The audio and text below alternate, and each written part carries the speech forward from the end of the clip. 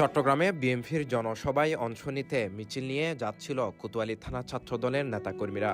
সেই মিছিলে দৃশ্য মোবাইল ফোনে ধারণ করছিল ১৪ বছর বয়সী কিশোর সাইদুল ইসলাম চিশতি।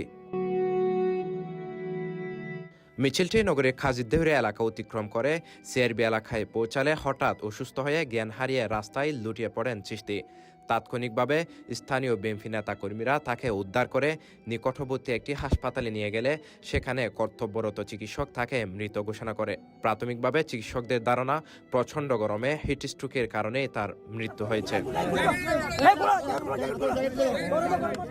নিহত সাইদুল ইসলাম চিশতি নগরীর এনায়েত বাজার এলাকার বাসিন্দা। তিনি একটি স্কুলে অষ্টম শ্রেণীর শিক্ষার্থী ছিলেন। ১৪ বছর বয়সী এই কিশোরের কোনো সাংগঠনিক পদবি না থাকলেও ছাত্রদল তথা বিএনপির প্রতি গভীর ভালোবাসা থেকেই তিনি নিয়মিত মিছিল ও সমাবেশে অংশ নিতেন বলে জানিয়েছেন স্থানীয়রা।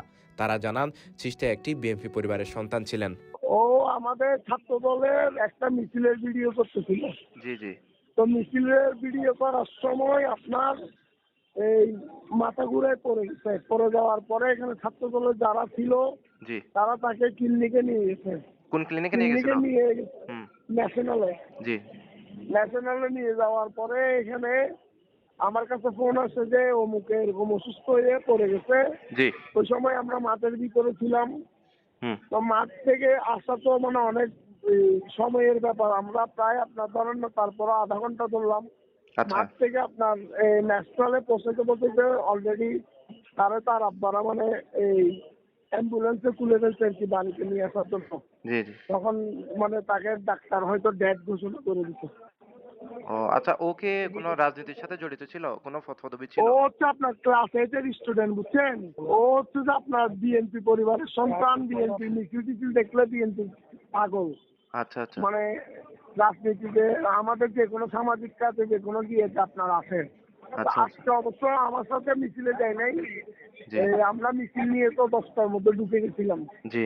তো এটা আপনার ওই ছাত্র দলের মিছিলের ভিডিও করাকালীন সময় মানে হয়তো সকাল 7টার থেকে দৌড়াদৌড়ি করতেছে। তো ফুটবলও খেলতে আসছে সকালে স্টেডিয়ামে।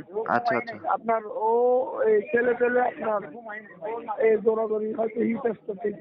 চিশতির আকস্মিক ও অকাল মৃত্যুতে চট্টগ্রাম নগর জুড়ে শোকের ছায়া নেমে এসেছে। পরিবারের সদস্যরা এই মৃত্যু কোনোভাবে মেনে নিতে পারছেন না। রাজনৈতিক অঙ্গন সহ বিভিন্ন মহল থেকে তার মৃত্যুতে গভীর শোক ও সমবেদনা জানানো হয়েছে।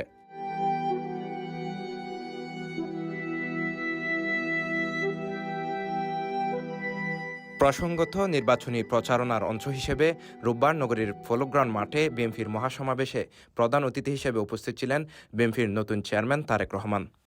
Sheikh Mohammad Faisal, CTG post, Chittagong.